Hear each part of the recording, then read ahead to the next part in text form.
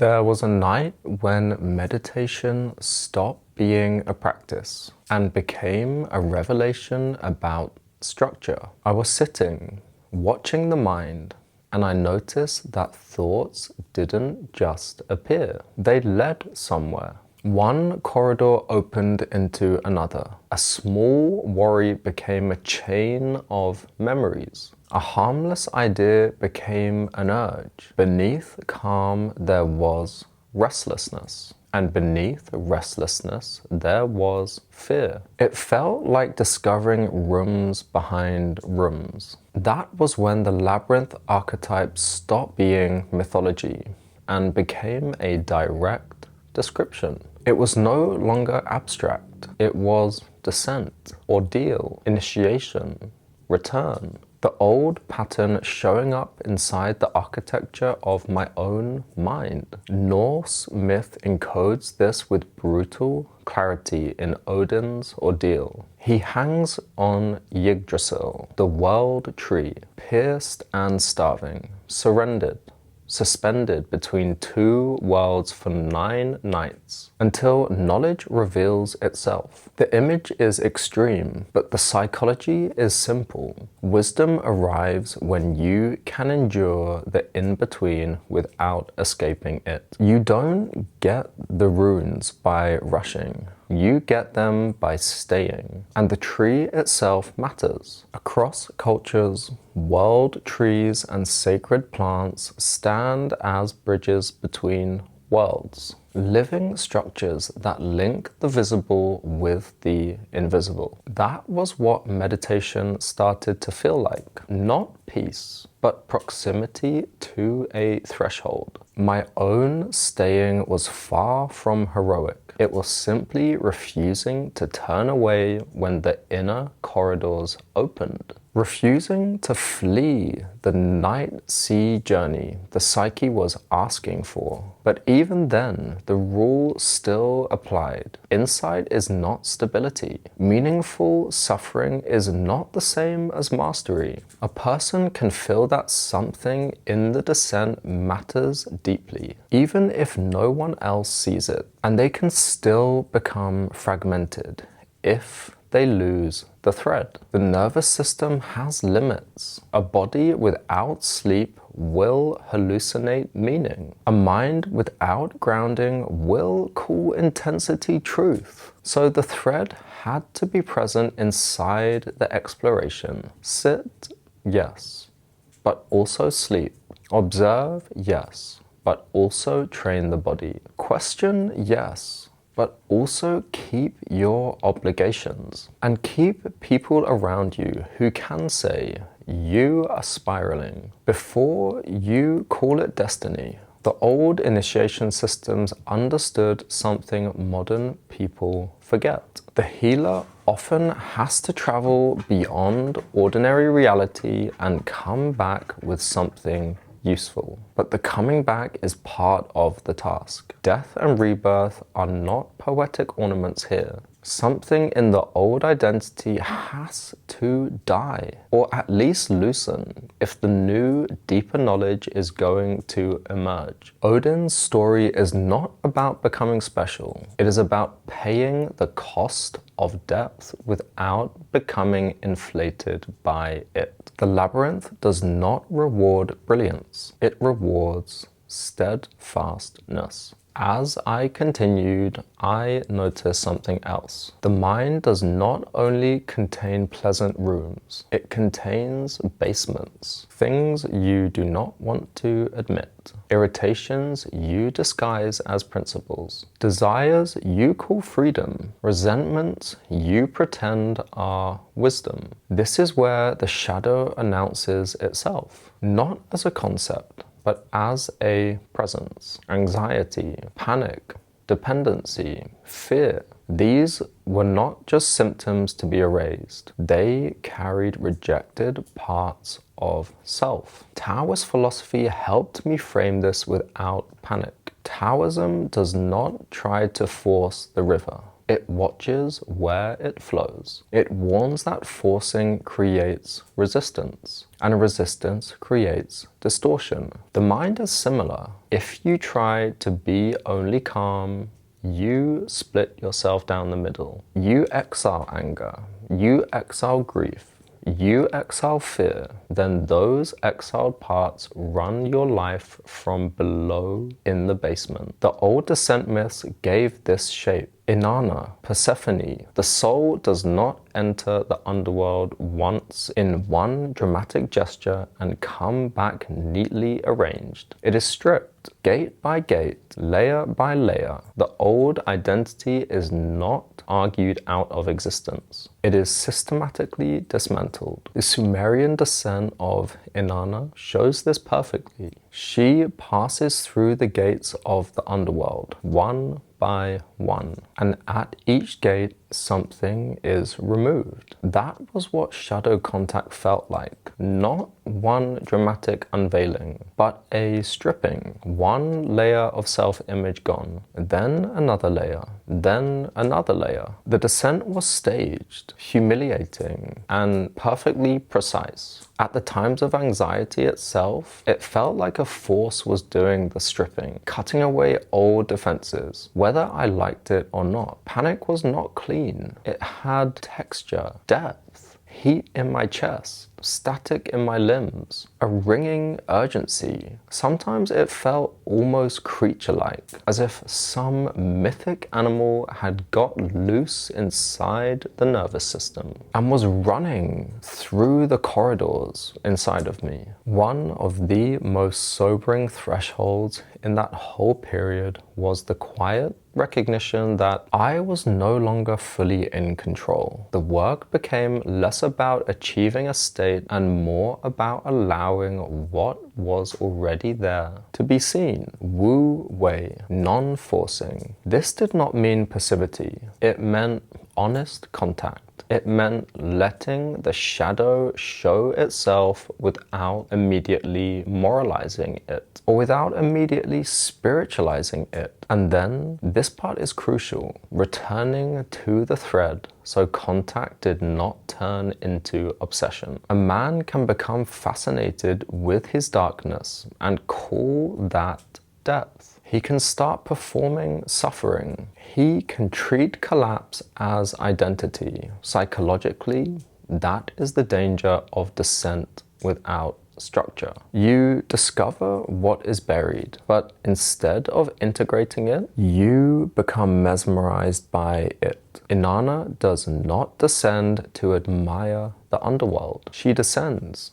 She is stripped and must still be returned. Grief is part of that stripping too. Grief for lost futures, lost selves, lost relationships, lost illusions, even lost versions of love that can no longer survive the descent. So I had to keep the return alive in practice. Sleep, food, movement, work, ordinary human rhythm, community, contact. Accountability also, because shadow work that makes you less functional, less honest, less responsible is not integrated shadow work. It is drift with better language. The underworld may teach you what you are carrying, but only the thread teaches you how to carry it back without becoming it. The turning point came when myth stopped feeling like literature and became recognition. I would read a story and feel that strange inner click. Not that's interesting, but that is happening inside of me.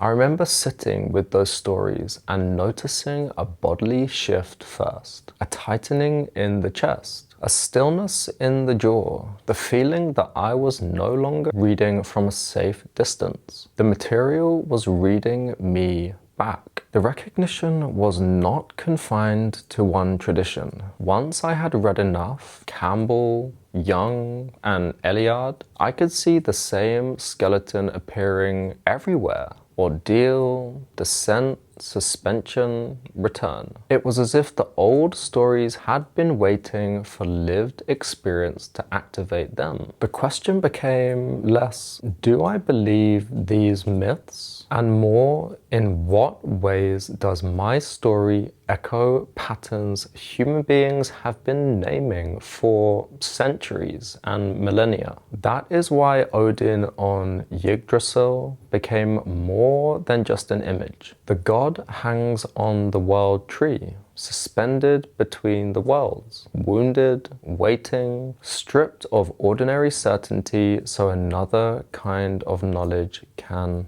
emerge. But he was not the only mirror. Plato's idea of divine madness lingered nearby also, a reminder that intense states had been taken seriously long before modern language reduced everything to dysfunction or fantasy or mumbo-jumbo. The archetype of the divine child was there too. The feeling familiar from childhood that life carried some unusual charge, some hidden map, some sense of destiny or pre-birth knowing. But even that had to be handled incredibly carefully. The myth mirror mattered because it gave form to an experience that otherwise could have become grandiose or formless. Psychologically, that moment is double-edged. Myth can illuminate a process. It can also seduce a person into self-mythologizing. The ego loves to cast itself in sacred terms. So the task was not to say, I am the myth. The task was to recognize that myth names patterns large enough to hold human experience without turning me into a chosen exception. My story could echo mystics,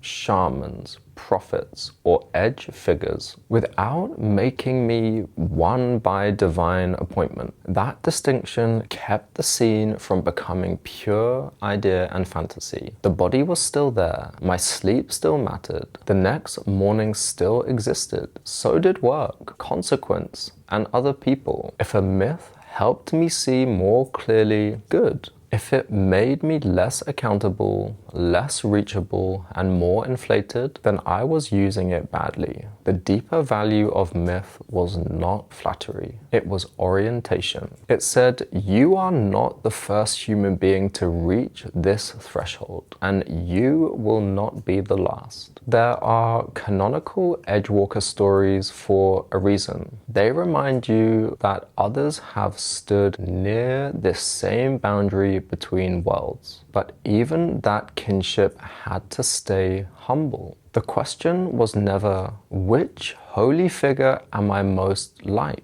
But what does this pattern ask of me in behavior, in restraint, and in return? The thread remained the message. Insight had to come back through behavior, through regulation, through ordinary truth-telling. Otherwise, the story was not deepening me. It was only giving my confusion better costumes. The cross-cultural pattern became undeniable. Different symbols, same architecture. Underworld journeys, threshold guardians, death and return. Psychology eventually gave me language that matched the myths. The shadow, repression, projection, inflation, integration.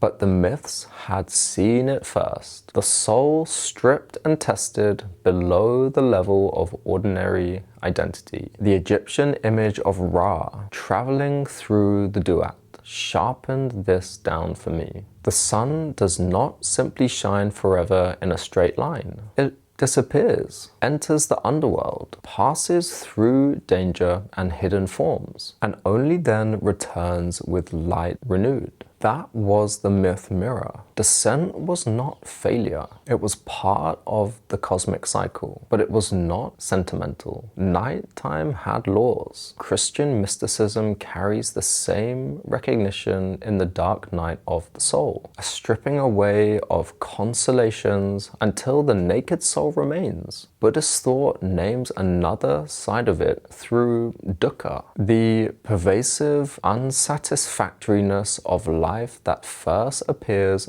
not as wisdom, but as panic, despair, and disillusionment. Hindu imagery gave me Kali, destroyer of illusion, cutting away what the ego clings to and calling that destruction a form of truth and service. Seen that way, some of my anxiety did not feel random. It felt like old structures being dismantled, even if it was done so very painfully and what felt imperfectly. Jung's frame was useful because it did not require me to pretend I was having supernatural experiences to take the process seriously. It said simply that the psyche is whole and what you reject does not disappear. It returns as fate. That rang true. The more I tried to be only spiritual, the more unprocessed human material pushed back at me. Grief showed up, rage showed up, shame showed up, and if I did not meet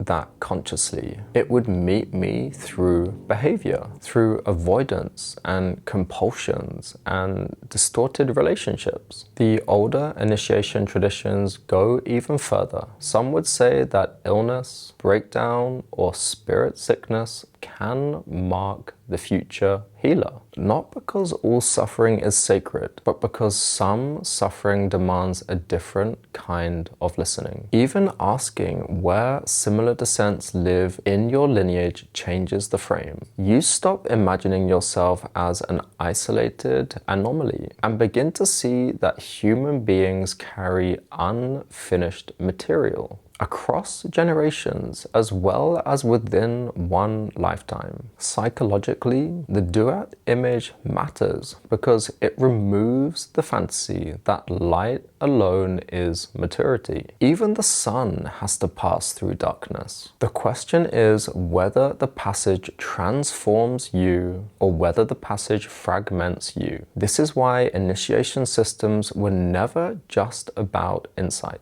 They were about containment. They were about elders. They were about rules. They were about rhythms. In the modern world, we often try to do this alone inside our heads, cut off as an individual from society. We try to integrate the shadow without the community, without structure, without discipline. And then we are surprised when we destabilize and implode. Jung's warning about inflation sits beside all of this. If you identify with archetypal energy instead of relating to it, it can and will overwhelm you. Beneath everything sat another quiet threshold, the growing sense that something larger than mental health was at play, without that cancelling the psychological reality of what I was living through. So again, the return had to be ordinary. Sleep,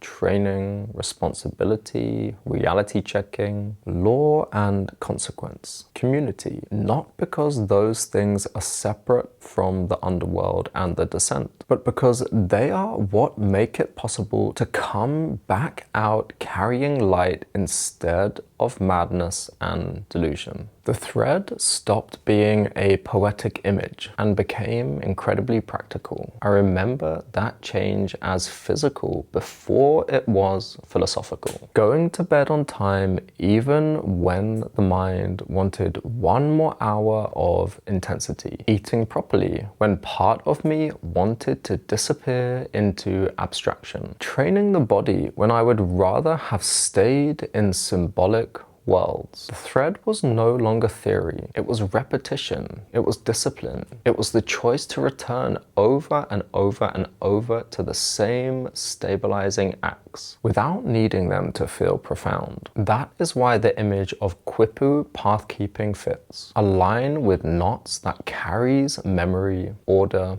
and direction. Something simple enough to hold in the hand. Something that keeps meaning connected to countable reality. The myth mirror mattered because it stripped the idea of glamour and grandeur. A thread is humble. It does not announce itself. It simply prevents you from getting lost and losing track. Psychologically, that was the shift. I was learning that insight means nothing if it cannot be tied to behavior, to actionable reality. A man does not become safer because he can describe the labyrinth beautifully. He becomes safer when he can still choose sleep and food and work and boundaries and consequence, while the labyrinth is still active inside of him. Healing, I was starting to understand, is not a linear ascent. It is cyclical. You return to old themes with more depth or less distortion, depending on whether you stayed connected to the thread the last time around. This is what made repetition sacred, not novelty. Return. So the return was concrete. Make the call. Keep the commitment. Honor the routine. Let the body settle. Let the nervous system come back into a range where thought is less theatrical and more honest. Only then did the metaphor reveal its real value. The thread is not an idea about safety. It is the practice of staying connected to reality while moving through material that could otherwise swallow you whole. In that sense, the thread became my first real spiral walk, not ceremonially, not performatively, but lived. A daily way of tracing a path through recurrence without pretending I was above it. And that is where the earliest form of medicine emerged for me. Not grand revelation, not explosive language, just the hard-earned knowledge that depth must be carried by rhythm if it is going to remain human. This is why the thread remains sacred to me, because the simplest things are often what stop a human being from turning intensity into ruin.